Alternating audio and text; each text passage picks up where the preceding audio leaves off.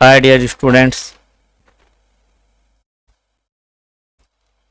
welcome to our channel।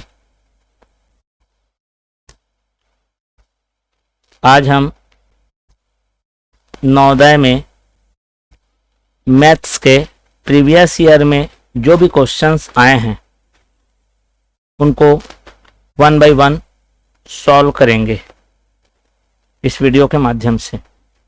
तो जो लोग इस चैनल में नए हैं वो लोग कृपया इस चैनल को सब्सक्राइब कर लें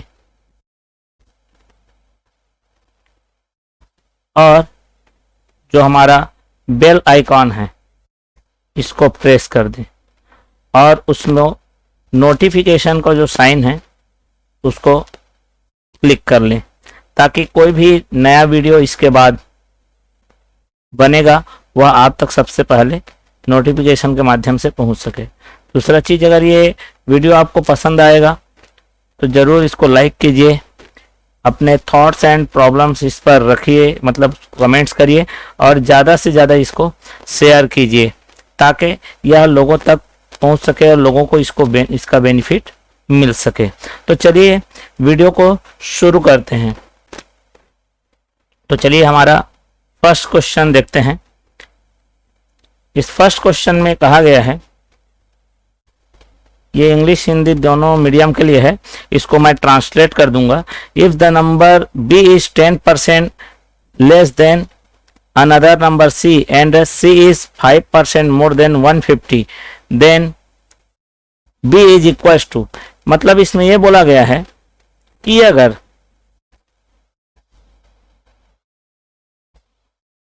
b है वह कम है या छोटा है किससे, c से, ठीक है। b c से क्या है 10% कम है, ठीक है। b c से 10% कम है और c 150 से 5% ज्यादा है। c 150 से 5% ज्यादा है तो b का मान होगा, तो b का मान होगा, मतलब इनमें से क्या होगा ये हमको बताना है, ठीक है। ये हमारा क्वेश्चन है जो कि हिंदी में आ गया, ठीक है। चलिए यहां पर c b से रिलेटेड है और c है वह 150 से रिलेटेड है ना। देखिए b यहां पर c से 10% कम है बोला है, less than 10% less then c, तो c की वैल्यू मिलेगी तब b की वैल्यू मिलेगी, है ना। तो चलिए अपन इसको सॉल्व करते हैं, बनाते हैं कैसे बनेगा ये। तो यहां पर हमारा इसको सॉल्व करते हैं। यहां पर 150 से 5% ज्यादा, तो चलिए कोई भी वैल्यू रहता है अपने आप में 100% रहता है, ठीक है। कोई भी वैल्यू अपने आप में 100% रहता है, इसका मतलब c 150 से 5% एक्स्ट्रा 5% ज्यादा है। ज्यादा है बोलने का मतलब है c का जो वैल्यू आएगा 150 का 105% हो जाएगा, सीधा सीधा, क्योंकि 100% कोई भी वैल्यू अपने आप में 100% होती है, उसमें 5% ज्यादा मतलब 5% एक्स्ट्रा, मतलब 150 का 5%। और जो b है वह c का c से 10% कम है, 10% कम है मतलब 100 में 10 कम कर दीजिए, c जितना भी रहे उसका 10% कम मतलब 90%। अब c का वैल्यू यहां पर रख दीजिए, c का वैल्यू है कितना 150 का 105% ये सी का वैल्यू आ गया इतना। अब इसमें लिखा है का, कितना परसेंट, 90%। ये डायरेक्ट है, एक एक चीजों को निकाल के प्लस करना, अगर ऐसे करते रहेंगे टाइम वेस्ट होगा। ठीक है, चलिए अब इसकी वैल्यू अपन कैसे देखेंगे, यहां पर देख लीजिए। अब जहां पे का है, ऑफ का मतलब होता है मल्टीप्लीकेशन। तो चलिए ये 150 इंटू 105 डिवाइडेड बाई 100, परसेंट पर मतलब डिवाइड एंड सेंड मतलब 100, का मतलब इंटू 90% मतलब 90 बाई 100। चलिए यहाँ कैंसिल कर लेते हैं, 10 20 1 और ये 10, ये हमारा कैंसिल हो गया।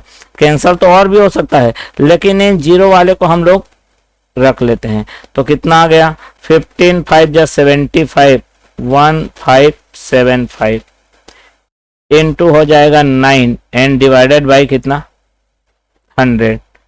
तो कितना आ गया, 9 5 45 5 4 9 7 63 4 67, कितना आ गया 6 9 5 45 6 51 1 5 9, ठीक है 9 एकम 9 और कितना आ गया 5, कितना आ गया 14 14 आ गया। अपान में कितना है 100, और जैसा आप जानते हैं 100 में 2 जीरो है तो पीछे से 2 डिजिट बाद डेसिमल लग जाएगा और ये आएगा 141 पॉइंट कितना 75। So this is our answer. ठीक है, तो इसको शॉर्ट में इस तरीके से बनाना है कि कौन किससे रिलेट हो रहा है। ठीक है, तो चलिए अब आगे बढ़ जाते हैं। चलिए देखते हैं नेक्स्ट क्वेश्चन। नेक्स्ट क्वेश्चन ये रहा हमारा। चलिए यहां पर देखते हैं क्वेश्चन क्या कह रहा है। The sum of HCF and LCM of 45 60 and 75। तो हिंदी में इसको सबसे पहले रूपांतरित कर देते हैं अपन। तो यहां पर कहा गया क्वेश्चन में कि क्वेश्चन कह रहा है हमारा 45 60 75 के लघुत्तम समापवर्त और महत्तम समापवर्तक का योग, योग माने जोड़ना, क्या होगा, ये क्वेश्चन है हमारा। ठीक है, चलिए इसको सॉल्व कर लेते हैं। तो यहां पर आप लोग जान रहेंगे एलसीएम कैसे फाइंड करते हैं, है ना। एलसीएम माने होता है लघुत्तम और एचसीएफ माने होता है महत्तम। ठीक है, ये एचसीएफ है और ये एलसीएम है। ठीक है, चलिए तो अपन यहां पर कैलकुलेट करते हैं 45 60 एंड कितना 75 पर जल्दी से कैलकुलेट कर लेते हैं। सीधा 5 से कर लेता हूँ, 5 9 जा 5 12 जा और 5 का कितना आएगा 15 जा। चलिए आप लोग इसको छोटे से बड़ा भी करते हैं, लेकिन हम जल्दी आसान करने के लिए जल्दी से इसको कर ले रहे हैं, है ना। तो चलिए ये आएगा मेरा 3 से जाएगा, 3 3 जा 3 4 जा और 3 5 जा। ये तीनों चीज डिफरेंट है, जहां पे डिफरेंट नजर आएगा एक दूसरे से कोई कनेक्शन नहीं है, आप सीधा सीधा मल्टीप्लाई कर लीजिए इसको। ठीक है, तो कितना हो जाएगा 5 इंटू 3 इंटू 3 इंटू 4 इंटू कितना 5। तो कितना आ गया ये 5 4 जा 20 20 हो गया, है ना। और इसको अगर करेंगे तो कितना आ जाएगा मेरा 9 5 45 दोने, तो कितना आ जाएगा मेरा 900। ये 900 आ गया। ये इसका निकल रहा है वो एलसीएम है, मतलब एलसीएम का मतलब लघुत्तम समापवर्तक। इसी का महत्तम निकाल लेते हैं। तो महत्तम कैसे निकलेगा, यहाँ पर 45 का 3 का 15 15 बार में जाएगा, 3 का 5 बार में जाएगा और 5 का 1 जा में जाएगा। फिर उसी तरह से मेरा 60 का कितना होगा, 2 का 30 बार में जाएगा, 2 का 15 होगा, फिर 3 का 5 जा होगा और 5 का कितना होगा 1 बार में जाएगा। फिर उसी तरह 75 का फैक्टराइजेशन क्या होगा, 3 का 25 होगा, 5 का 5 जा होगा और 5 का कितना होगा 1 जा होगा। अब देखिए क्या करना क्या है, इसको 45 का जो फैक्टराइजेशन है 3 इंटू 3 इंटू कितना है 5 है। उसी तरह से मेरा 60 का फैक्टराइजेशन क्या होगा 2 इंटू 2 इंटू 3 इंटू 5। और उसी तरह 75 का क्या होगा 3 इंटू 5 इंटू 5। अब इसमें जो कॉमन रहता है मेरा 3 सब में है और क्या है मेरे पास 5 है। तो इसका एचसीएफ माने महत्तम कितना हो गया 3 इंटू 5 मतलब कितना आ गया 15। दोनों को प्लस करना है, यहां पर दोनों का सम निकालना है मतलब योग निकालना है। तो योग हो जाएगा 900 प्लस कितना 15, तो कितना हो जाएगा 900 कितना 15। तो यहाँ पर जो 915 है यही हमारा क्या होगा राइट आंसर होगा। ठीक है, तो चलिए नेक्स्ट क्वेश्चन की ओर चलते हैं।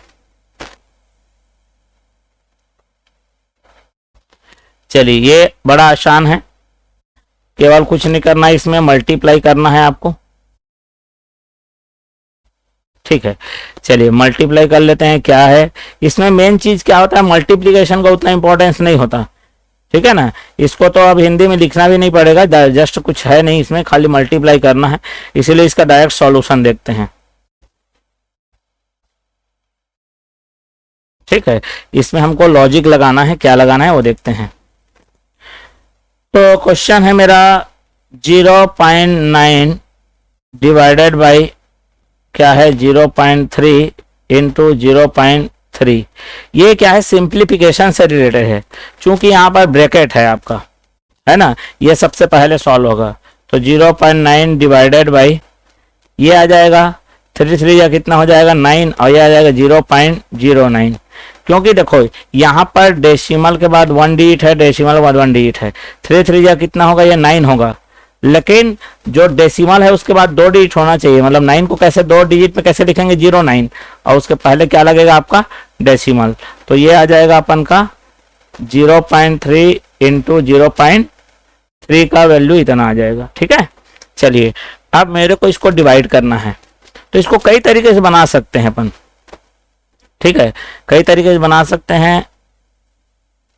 चलिए तो यहां पर हमारे पास क्या है, देखो डेसिमल के जो राइट साइड में जो है नंबर है उनको इक्वल कर लेना है। इक्वल करने का मतलब सीधी सी बात है कि यहां पर 2 डिजिट है, यहां पर सिंगल डिजिट है, इसको भी डबल डिजिट बना लेते हैं 0.90 डिवाइडेड बाई 0.09। अब इससे क्या होगा, देखो हमारे पास डेसिमल के राइट साइड में नंबर है, उसके बाद आप कितना भी जीरो क्या कर सकते हैं बढ़ा सकते हैं। तो ये हो जाए, आप देखो दोनों के पास 2 डिजिट हो गया, तो यहाँ पर डेसिमल का रोल खत्म हो जाएगा और डेसिमल को हटाने के बाद ये क्या बन जाएगा मेरा 090 और डिवाइडेड बाई 009। मतलब सीधा 90 को आपको डिवाइड करना है किससे 9 से, और ये रिजल्ट देगा कितना आपका 10। मतलब ऑप्शन नंबर डी ही इसका क्या होगा राइट आंसर होगा। क्लियर हो गया, चलिए आगे बढ़ते हैं। चलिए नेक्स्ट क्वेश्चन देखते हैं। नेक्स्ट क्वेश्चन ये है हमारा, चलिए यहां पर लिखा है, क्वेश्चन को पहले हिंदी में इसको ट्रांसलेट कर देते हैं। What will be the difference between the largest 6 digit, है ना। तो क्वेश्चन कह रहा है 6 अंकों की सबसे बड़ी तथा 5 अंकों की सबसे बड़ी, 5 अंकों की सबसे बड़ी संख्या का अंतर, संख्या का अंतर कितना है। ठीक है, ये सब जितने भी हम क्वेश्चन करा रहे हैं ये सब नवोदय में प्रीवियस ईयर, मतलब जस्ट प्रीवियस नहीं, मतलब पिछले सालों में आ चुके हैं, ठीक है, उन्हीं को सेलेक्ट करके हम बता रहे हैं कि किस टाइप से क्वेश्चन आते हैं, ठीक है। ये नंबर सिस्टम से आपका ये क्वेश्चन बना हुआ है ना। चलिए तो सॉल्यूशन इसका देखते हैं अपन, क्या इसका सॉल्यूशन है। चलिए सॉल्यूशन देखते हैं। सॉल्यूशन ये है कि सबसे पहले 6 डिजिट का सबसे बड़ा, 6 डिजिट माने 6 डिजिट का, 6 अंकों का, तो सबसे बड़ा तो 99 ही लिखाएगा। तो 9 और 9 कितने बार, 6 बार, ठीक है। इसका मेरे को डिफरेंस देखना है, किसके यहाँ डिफरेंस देखना है, ये मेरा हो गया लार्जेस्ट 6 डिजिट नंबर, मतलब 6 अंकों की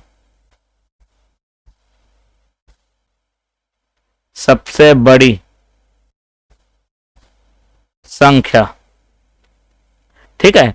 अब सेम ऐसी लार्जेस्ट रहेगा, लेकिन कितने डिजिट वाला रहेगा, 5 डिजिट वाला रहेगा, 5 अंकों की सबसे बड़ी संख्या। चलिए तो इसका मतलब कितने बार 9 लिखना है आपको, 5, और दोनों का डिफरेंस देख लीजिए।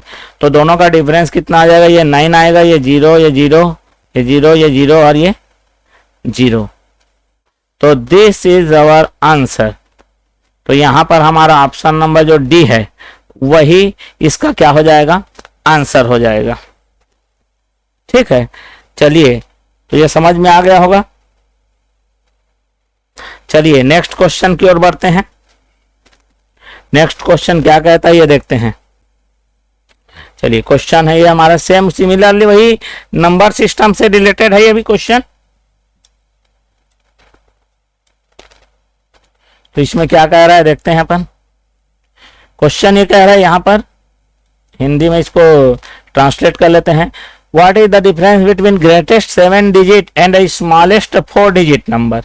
चलिए यहां पर ग्रेटेस्ट तो 7 अंकों की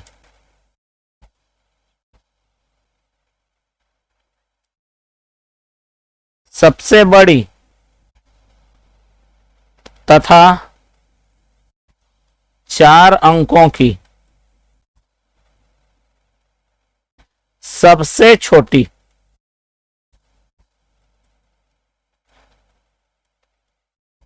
संख्या का अंतर कितना है। ये आ गया इसका हिंदी ट्रांसलेशन। चलिए अपन देख लेते हैं इसका सॉल्यूशन क्या है।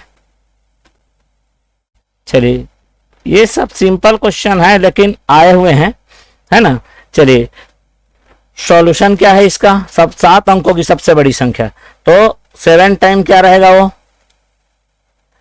9 कितने बार रहेगा 7 टाइम, जिसका डिफरेंस लेना है 4 अंकों की सबसे छोटी संख्या। सबसे छोटी में क्या करते हैं 1 के बाद 0 लगाते हैं, जितना 4 डिजिट का है तो 1 के बाद कितना 0 रहेगा 3 0, मतलब आपको 3 0 लिखना है और उसमें क्या लिखना है 1। तो ये कितना डिजिट हो गया आपका 1 2 3 और 4, और स्मॉल है मतलब 1 के बाद 0, ठीक है। चलिए इसको माइनस कर लेते हैं तो कितना आ जाएगा, ये 9 9 9 आ जाएगा, ये 8 आ जाएगा और यहाँ पर आ जाएगा 9 9 और ये 9। So this is our answer. तो कौन सा ऑप्शन दिख रहा है आपको, डी। अरे डी बहुत ज्यादा ऑप्शन दिख रहा है, ठीक है कोई बात नहीं। चलिए तो ये वाला आपको तो बहुत ईजी है, ये भी नंबर सिस्टम से रिलेटेड है क्वेश्चन, ठीक है। चलिए आगे बढ़ जाते हैं। तो नेक्स्ट क्वेश्चन है हमारा,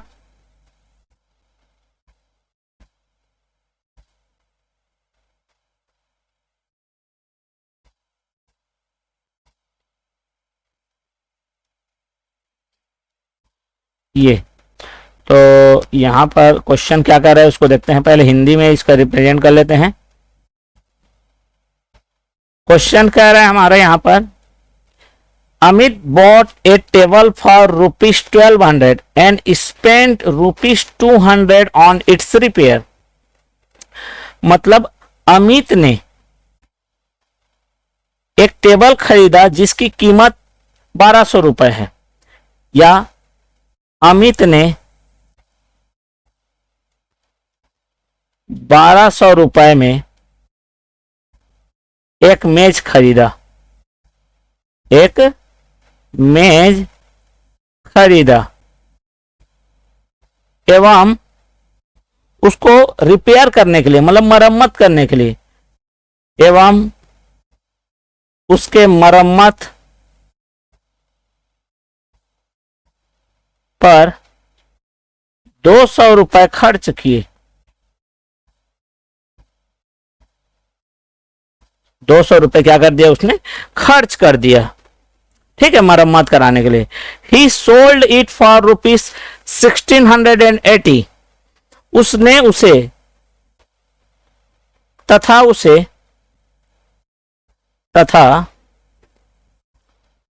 1680 रुपए में बेच दिया।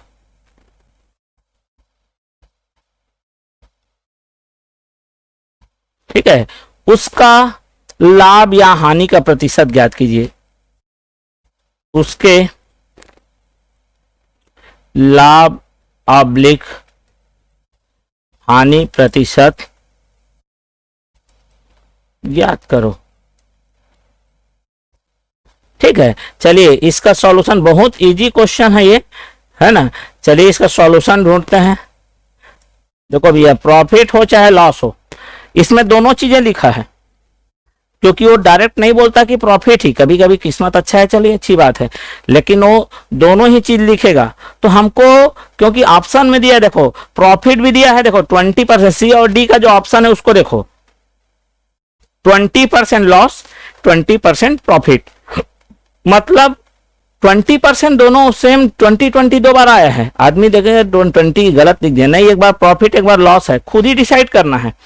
तो चलिए देखिए, यहां पर उसका खर्च कितना हो रहा है, टोटल कितना उसने लगाया, तो अपन उसको देख लेते हैं। लागत है ना, कुल लागत, देखो खरीदा भी, उसके बाद मरम्मत भी कराया, तो मरम्मत कराया मतलब खर्चा किया, या कुल लागत देख लेते हैं।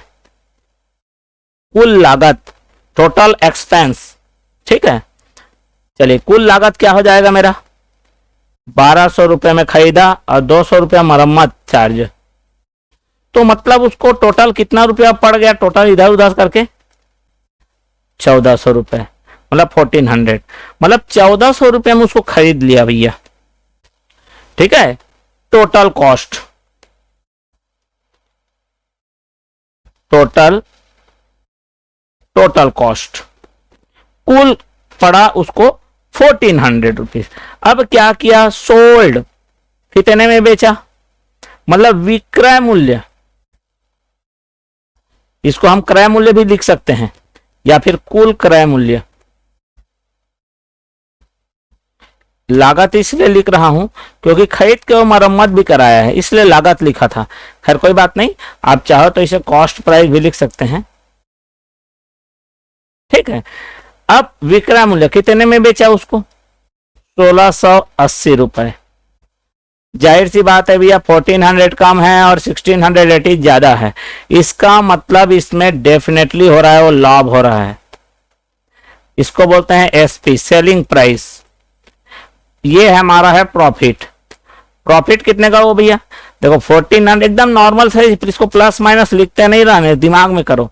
1400 खरीदा और 1680 में बेच दिया, मतलब प्रॉफिट हुआ 280 रुपीज का। अब आप जान रहे होगे, ज्यादा में बेचेगा, ये है ना भाई, ज्यादा में बेच रहा है तो डेफिनेटली क्या होगा, प्रॉफिट होगा। कितने का, अब हमको प्रॉफिट का परसेंट चाहिए, तो याद रखो प्रॉफिट परसेंट माने लाभ का प्रतिशत जब निकालना होता है, तो लाभ माने प्रॉफिट बटे क्रय मूल्य माने सीपी, कॉस्ट प्राइस, इनटू में कितना रहेगा, 100। चलिए रख देते हैं, प्रॉफिट कितना हो गया मेरा 280 का, डिवाइडेड बाय कितने में खरीदा हो गया 1400, इनटू में कितना 100, 1 2 1 2, 14 1 जा 14 और 14 2 जा 28। तो जो हमारा आंसर आएगा वो 20 आया, और किस में आएगा वो, परसेंटेज में। सो दिस इज अवर आंसर। याद रखो ये प्रॉफिट परसेंट भी है, देखो 20 दो बार आया है, तो यहां पर हमारा एक्चुअल आंसर कौन होगा? 20% का क्या हो रहा है? प्रॉफिट है, वही आंसर होगा, 20% लॉस नहीं होगा। ठीक है, तो चलिए देखते हैं नेक्स्ट क्वेश्चन की ओर आते हैं। चलिए नेक्स्ट क्वेश्चन सिंपल है, इसमें कोई ट्रांसलेशन वाली बात नहीं है, है ना। इसमें तो सीधा सीधा आपको क्या करना है, सीधा सीधा हमें इसको सॉल्व करना है ना। इज इक्वल टू माने उसको मल्टीप्लाई किसके बराबर होगा ये हमको जानना है ना। इसमें आपको करना कुछ नहीं है, ठीक है। एकदम देखो, इसको मल्टीप्लाई भी नहीं करना, इसमें लॉजिक लगाना है, टेक्निक लगाना है भैया। इसको मल्टी, इस टाइप का जो क्वेश्चन है ना, इसमें आपको मल्टीप्लाई करने का नहीं बोलता है। लोग मल्टीप्लाई करने लगते हैं, 1 जा 2 जा, ऐसे है कि नहीं। देखो यहां पर मैं आपको समझा देता हूं, जितने भी यहां पर डिजिट्स हैं सब डिजिट में सेम आया है, 14075 14075, बस डेसिमल इधर उधर है। तो चलिए यहां पर क्या है, मेरे क्वेश्चन को पहले लिखते हैं, 140.75 मल्टीप्लाई है 0.01। यहां पर देखो, यहां डेसिमल के बाद कितना डिजिट है? 2, बीच में क्या रखोगे? प्लस, इनटू में। यहां डेसिमल के बाद कितना है? 2, तो 2 और 2 कितना हो गया बेटा? 4। मतलब डेसिमल के बाद राइट साइड में, डेसिमल के बाद हमारे पास कितना डिजिट दिखना चाहिए?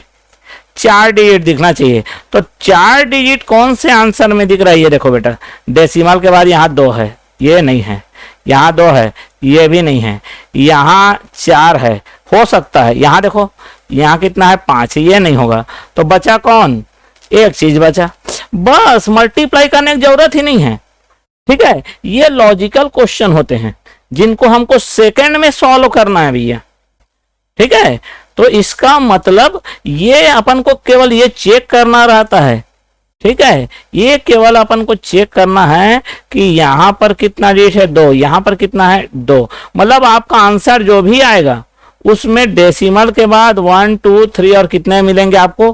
4 डिजिट मिलेंगे, है ना। तो ये 4 डिजिट जो मिलेंगे ना, तो वही उसका राइट आंसर है। और ऑप्शन में देख लीजिए, किसी के डेसिमल के बाद 4 डिजिट केवल ओनली सी में है, ओनली किस में है? सी में है, बाकी किसी में नहीं है। इसका मतलब उसको मल्टीप्लाई करने का जरूरत भी नहीं है। चलिए आगे बढ़ जाते हैं।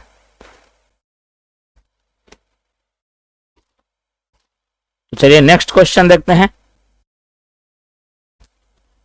1/4 of bird of a flock और एट ए रिवर बैंक। मतलब जो चिड़िया लोग का जो झुंड है ना, चिड़िया लोग का जो झुंड है नदी के किनारे, रिवर बैंक मतलब नदी के किनारे कितने लोग हैं? 1/4, मतलब 1/4 है। चलिए क्वेश्चन को ट्रांसलेट करते हैं।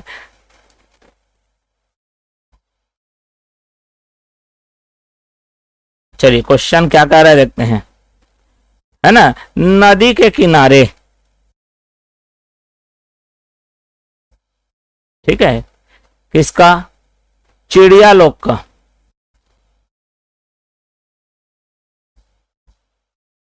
के झुंड, है ना, कहां पर है? नदी के किनारे। चिड़िया के झुंड का 1/4 भाग, ऐसा लिख सकते हैं अपन। 1 मिनट इसको, है ना, नदी के किनारे पहले लिख दिया इसको। चिड़िया का जो झुंड है उसका 1/4, चिड़िया के झुंड का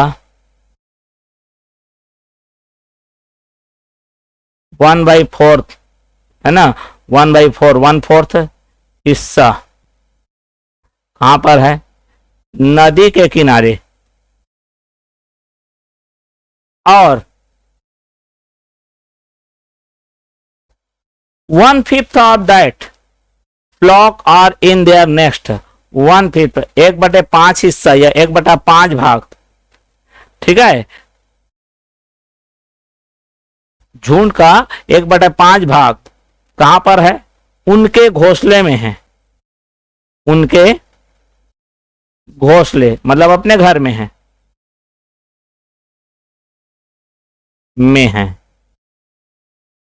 ठीक है। रिमेनिंग 22 बर्ड आर, ये लॉज मतलब ये क्वेश्चन इस टाइप का आता ही है, ये फ्रैक्शन से रिलेटेड है ना, याद रखें। Remaining 22 bird are wandering in search of food, मतलब शेष 22 लोग, शेष 22 चिड़िया भोजन की तलाश में, भोजन की तलाश में घूम रहे हैं, ठीक है। भोजन की तलाश में क्या कर रहे हैं? घूम रहे हैं। तो what is the number of bird are in there next, तो घोंसले में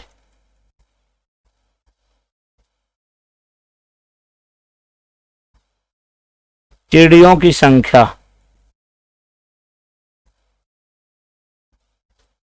क्या है?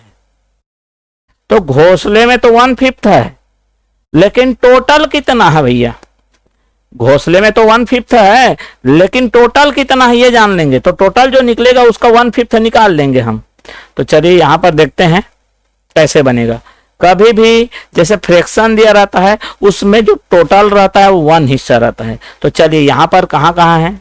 1/4 नदी के किनारे और 1/5 घोंसले में, और रिमेनिंग जो 22 हैं वो कहां पर है? कहां पर है? भोजन की तलाश में घूम रहे हैं। तो चलिए यहां पर देखते हैं हम, ये बड़ा ही लॉजिकल है। अभी मैं इसको सॉल्व करके बताता हूं, उसके बाद इसमें एक लॉजिक छुपा हुआ है उसको बताऊंगा मैं, ठीक है। चलिए यहां पर देख लेते हैं, तो सॉल्यूशन देखते हैं इसका। चलिए 1/4 ये भी बाहर है, 1/5 दोनों को प्लस कर लेंगे, दोनों का एलसीएम आ जाएगा 20, ये आ जाएगा 4 से टेबल पढ़ेंगे, पहाड़ा पढ़ेंगे तो कितना आ जाएगा? 5 प्लस कितना आ गया? 4, मतलब 9/20। ये कुछ ना कुछ कर रहे हैं भैया, ये पार्ट है, इतने हिस्से लोग। तो ये जो हो नीचे जो रहता है वो टोटल रहता है कुल, और ये जो हमको चाहिए, मतलब 20 पार्ट्स थे टोटल, 20 पार्ट की बात कर रहा हूं, हिस्से, उसमें से 9, 20 पार्ट में से, मतलब नंबर की बात नहीं कर रहा हूं, पार्ट की बात कर रहा हूं, हिस्से की बात कर रहा हूं, क्योंकि यहां पर हिस्सा बोला है। मतलब टोटल किसी चीज का 20 हिस्सा था, उसमें से 9 लोग क्या हो रहे थे? 9 हिस्से के जो चिड़िया हैं वो क्या हो रहे थे? नदी किनारे और घोंसले में हैं, ठीक है। तो इसका मतलब कितने लोग शेष हैं? तो यहां पर आप सीधी सी बात करेंगे, 20 मतलब टोटल उसके कितने पार्ट्स थे? 20 पार्ट्स थे, उसमें से 9 लोग नदी के किनारे और घोंसले में हैं, मतलब शेष कितना पार्ट हो गया? तो शेष माने रिमेनिंग, रिमेनिंग जो है वह 20 में से कितने हो गए भैया? 11। सीधी सी बात, इसको माइनस वगैरह करने की जरूरत नहीं है, ठीक है। सीधी बात है, 20 में से 9 अगर नदी किनारे और क्या है? घोंसले में है, ठीक है। तो हमारा 11 जो पार्ट है वह क्या हो रहा है जी? रिमेन है, ठीक है। कितने में से? 20, मतलब 20 पार्ट टोटल है, टोटल था वो मेरा 20 पार्ट था, और रिमेनिंग है ना, रिमेन है वह कितना पार्ट है? 11 पार्ट। बात समझिए आप, ठीक है। अब इसका मतलब इसको जस्ट उल्टा बोल सकते हैं, जैसे अपन क्या बोला है यहां पर शेष माने रिमेनिंग 22, वो जो चिड़िया की संख्या है, नंबर ऑफ बर्ड्स है, मतलब 11 पार्ट है, वह कितने बर्ड्स को रिप्रेजेंट कर रहा है? 22 लोग को, मतलब 11 पार्ट में 11 बोल रहे हैं और नंबर में कितना बोल रहे हैं? 22। तो 1 पार्ट का मतलब क्या हो जाएगा? 11 का 22, 1 का कितना हो जाएगा? 2, मतलब 1 पार्ट माने कितना चिड़िया हो गया? 2 चिड़िया हो गया। अब टोटल मेरे पास कितना पार्ट है, टोटल कितने लोग हैं ये देख लो, 20 पार्ट। तो 20 पार्ट का मतलब हो जाएगा 1 पार्ट माने 2 बर्ड, 2 चिड़िया, तो 2 इंटू 20 इक्वल टू कितना हो जाएगा जी, मतलब टोटल कितने लोग थे, 40 लोग थे। टोटल चिड़िया लोग थे वो कितने लोग थे, 40 लोग थे। उसमें से घोंसले के बारे में पूछा है, किसके बारे में, घोंसले। नेक्स्ट, तो नेक्स्ट में कितने थे जी, 1/5 पार्ट, ओनली कितने थे, 1/5। तो किसका 1/5, टोटल का।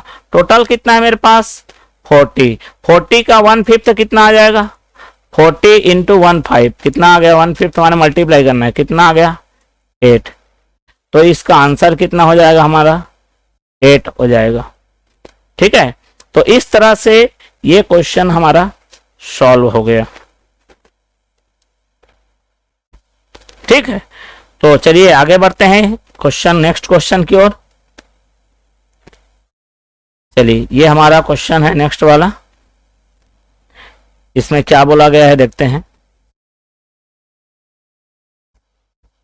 चलिए, in how many years does the sum of rupees 1200 become 1800 at the rate of simple interest of 5% per annum? Definitely जो क्वेश्चन पहले कौन से चैप्टर का ही है देखो, है ना, क्वेश्चन है हमारा वह है हमारा सिंपल इंटरेस्ट का। रेट टाइम जब भी बात आएगी, मतलब किससे, सिंपल इंटरेस्ट, हिंदी में लिख देते हैं कितने समय में या कितने वर्षों में, कितने वर्षों में 5% वार्षिक ब्याज की दर से,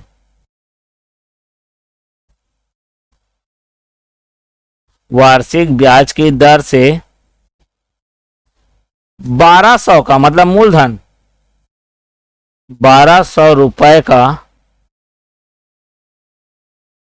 ठीक है, वार्षिक साधारण ब्याज की दर से, ठीक है, वार्षिक साधारण ब्याज की दर से रुपए का कितना हो जाएगा जी, 1800 रुपए हो जाएगा।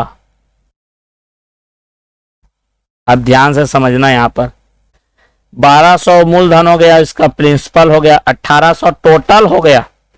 टोटल होने के बाद मतलब यहां पर मूलधन, चलिए सॉल्यूशन इसका देखते हैं। चलिए यहां पर सॉल्यूशन देखते हैं। इसका प्रिंसिपल कितना पैसा था उसके पास, पी मतलब मूलधन, प्रिंसिपल कितना रुपए था, 1200, और अमाउंट मतलब वो 1200 कितना हो गया जी, 1800 हो गया, हो जाएगा, मतलब उसमें इंटरेस्ट जुड़ा हुआ है, उसको बोलते हैं अमाउंट। अमाउंट का मतलब होता है हिंदी में मिश्र धन, मतलब ब्याज के साथ मिलाकर कितना हो गया मेरा 1800, माने जो एक्स्ट्रा है वही ब्याज है, ठीक है, एक्स्ट्रा है वो ब्याज है। तो साधारण ब्याज उसको बोलते हैं सिंपल इंटरेस्ट, SI। इतना हो गया, इतना एक्स्ट्रा है, माइनस माइनस लिखने की जरूरत नहीं है ना। इतना हो गया भैया 600, सिंपल इंटरेस्ट हो गया, है ना।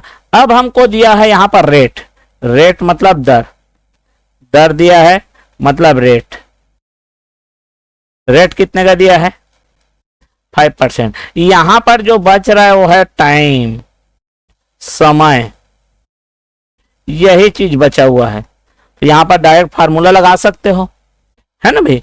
डायरेक्ट फार्मूला हमारा समय या टाइम इक्वल टू क्या होगा, SI इंटू 100 डिवाइडेड बाई, देखो टाइम निकालना रहेगा तो प्रिंसिपल और रेट से डिवाइड करेंगे, रेट निकालना रहेगा तो प्रिंसिपल और टाइम, तीन चीजें हैं, P है, R है और T है, इन तीनों में से किसी एक को निकालना है। जैसे प्रिंसिपल निकालना है तो रेट और टाइम से डिवाइड करोगे, रेट निकालना है तो प्रिंसिपल टाइम से, और टाइम निकालना है तो प्रिंसिपल और किससे, रेट से डिवाइड करोगे, ठीक है। इसका मतलब अगर समय निकालना है हमें तो साधारण ब्याज में कितने का गुणा, 100 का गुणा होकर इससे मूलधन और दर से भाग हो जाएगा। ठीक है, चलिए कैलकुलेट करते हैं कितना आ गया ये 600 गुणित में कितना आ गया 100 डिवाइडेड है मूलधन 1200 इंटू रेट कितना हो गया 5 1 2 1 2। ठीक है, अब ये आ गया कितना आ गया मेरा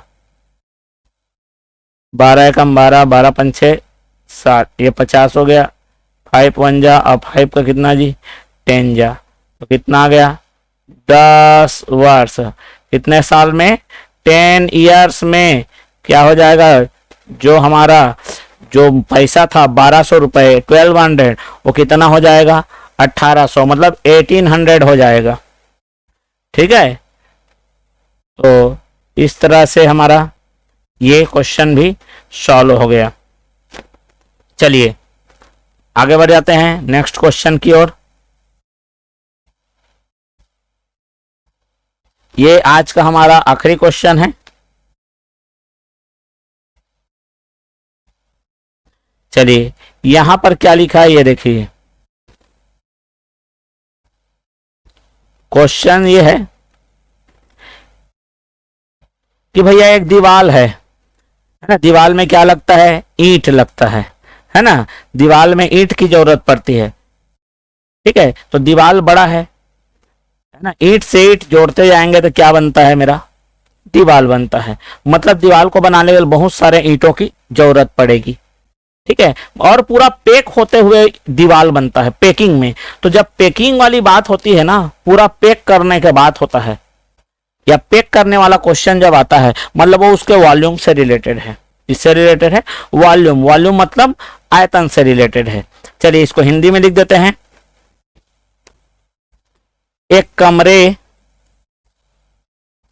कमरा जिसकी लंबाई कमरा नहीं है, एक दीवार कमरा नहीं है, एक दीवार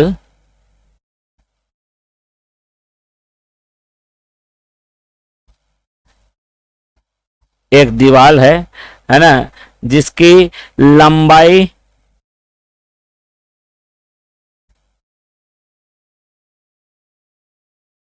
8 मीटर, चौड़ाई नहीं दिया है, ऊंचाई दिया है, ऊंचाई 6 मीटर तथा मोटाई या उसको चौड़ाई भी कह सकते हैं 22 पॉइंट कितना है 5 सेंटीमीटर है। भैया ये देख लो यूनिट का बहुत इंपॉर्टेंट है ना। एक दीवार जिसकी लंबाई 8 मीटर, ऊंचाई 6 मीटर तथा मोटाई 22 पॉइंट मतलब 22.5 सेंटीमीटर है। कितने ईंटों की इसे बनाने के लिए कितने ईंटों की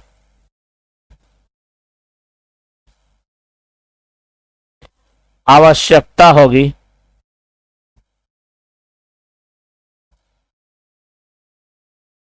यदि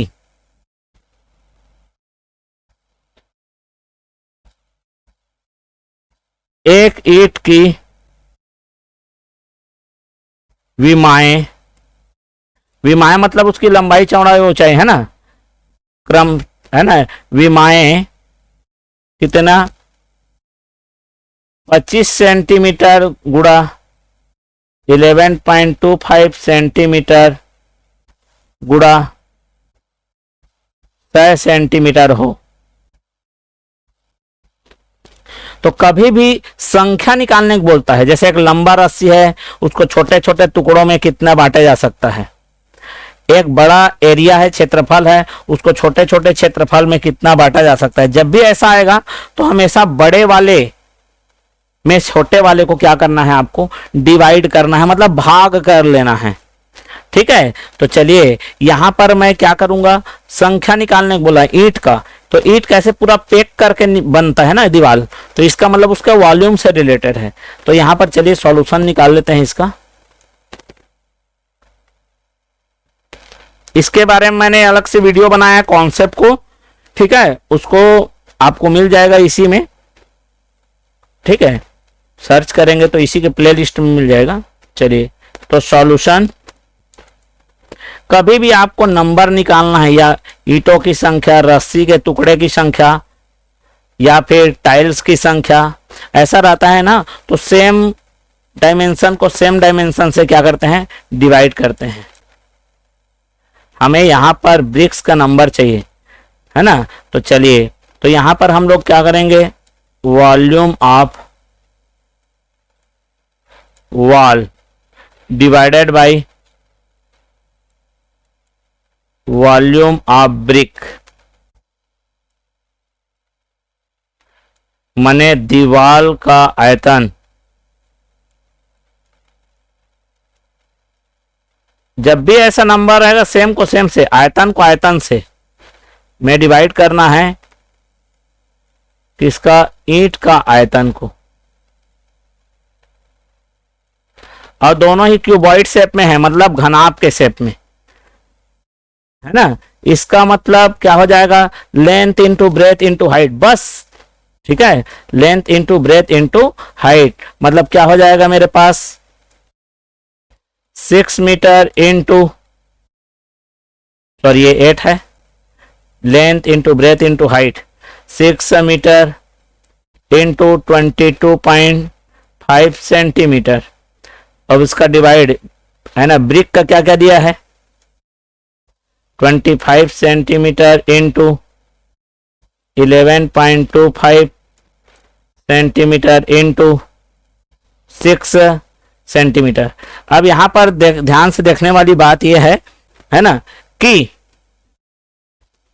हम इसको क्या करेंगे, दोनों का यूनिट को देखिए आप, दोनों का यूनिट को देखना है। यूनिट क्या है, देखिए कहीं पे मीटर है, कहीं पे सेंटीमीटर है। जब भी याद रखेंगे इस तरह से मेंसुरेशन से रिलेटेड जो भी प्रॉब्लम है उसमें यूनिट सेम है कि नहीं, उसकी इकाई वो सेम है कि नहीं, ये पहले आपको देखना है। अगर नहीं है तो सबसे पहले उसको इक्वल करना है। तो चलिए ये मीटर है, ये मीटर है, ये मीटर है, दोनों को सेंटीमीटर, क्योंकि बाकी सब सेंटीमीटर में है, कन्वर्ट कर लेते हैं। तो 8 इंटू, जब भी मीटर किसी को ये करना रहेगा सेंटीमीटर में, तो हम 100 का क्या कर लेंगे, मल्टीप्लाई कर लेते हैं। तो ये 100 सेंटीमीटर हो जाएगा। जैसे ही 100 मल्टीप्लाई किया, मीटर सेंटीमीटर में हो गया, देखो। फिर उसी तरह से 6 से इंटू क्या हो जाएगा, 100 और क्या हो जाएगा, सेंटीमीटर हो जाएगा, इंटू क्या रहेगा 22.5 और ये क्या रहेगा, सेंटीमीटर, होल डिवाइडेड बाई क्या रहेगा 25 centimetre into 11.25 centimetre into 6 centimetre. चलिए जितना भी सेंटीमीटर है वो क्या हो जाएगा, यहाँ पर कैंसल हो जाएगा, है ना भाई। चलिए यहाँ पर अपन देख लेते हैं, ये जो 11.25 है ना, इसका डबल, सीधा डबल कौन होगा, ये डबल होगा, तो इसलिए 2 बार में चला जाएगा। 6 से 6 क्या हो जाएगा, कैंसल हो जाएगा। 25 1 जा और 25 कितना में जाएगा, ये 4 जा में। अब मेरे पास क्या क्या बचा है, यहाँ पर 8 बचा है और इंटू में 100 बचा है, इंटू 4 बचा है, ठीक है, कितना बचा है 4 बचा, इंटू में कितना बचा, ये 2 बचा है, ठीक है। तो इस तरह से कितना हो गया, ये आ गया मेरा 6400। ये नंबर है, इसमें कोई यूनिट नहीं लगेगा, ठीक है, इसमें कोई भी यूनिट नहीं लगेगा।